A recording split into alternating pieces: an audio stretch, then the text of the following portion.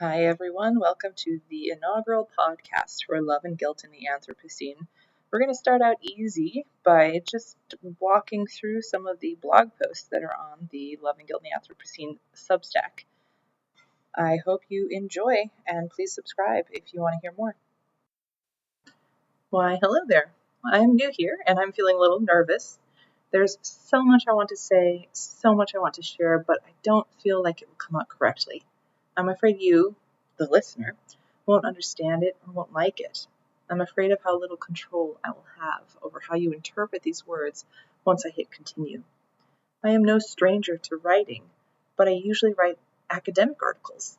I've written a book, but really it was my PhD thesis. It's the same size as a book. Writing is wonderful. I adore the written word and a good bookshop. It's just that writing has a slower feedback loop than I'm comfortable with, and the anonymity between the reader and the writer might mean miscommunication, misunderstanding, hostility, and hurt. I try not to hurt others. I've always wanted to have a positive impact on the world around me, which is why I realize I must be brave. You see, I want to write a book, a real one that people actually read. I have a pretty good idea too. I talked to an agent about it and she agreed. It's interesting, but I need a bigger platform. This kind agent spent time understanding my situation. I'm a professor of population health at NYU Langone Health, conducting research on the environmental footprint of healthcare services.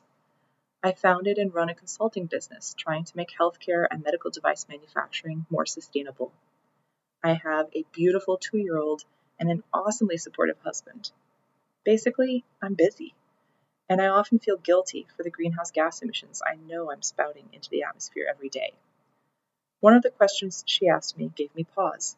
What does this book's success look like to you? What do you picture? My honest, unfiltered answer was, I want to see it prominently displayed on a bookshelf in an airport. Wait, am I flying in my dream of success? Is my hope for this project that my book raises tons of money, contributing to consumerism and capitalism and deforestation, because paper is made of trees, and waste and pollution? What kind of nightmarish dreams do I have? I had to laugh. I laugh at most uncomfortable truths. I want my book to be a success. I want it to be popular. I want it to change people's lives.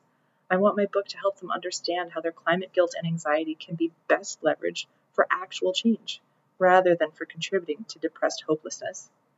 I want them to make decisions from love rather than fear and engage vigorously in the life they truly want. If having children is your approach to a meaningful life, I want you to be okay with that while still combating climate change. If flying to see new wonders in the world or to visit loved ones is what makes your life worth living, I want you to forgive yourself for the systems you cannot single-handedly change. Yes, I want my book to be a success.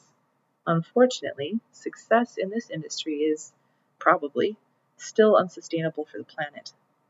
The more time I spend on this planet, the more I realize how many conflicting truths I can hold in my heart. Motherhood has been a wonderful example. I would die for my kid, no questions asked. But there are plenty of moments when I also briefly contemplate murder. My emotional conflict around climate change is similar. So many things that I love are bad for the planet. Prime rib, milk, flying, road trips, new clothes, my pet cat, my friends and family. Each of us individually can reduce or diminish our footprint, but ultimately, to live is to have a footprint. The systems within which we live make it impossible for us to live life without harming others on the planet. Some days life is too much. We just do the best we can to get by. Some days, though, we have time to think, to plan, to hope.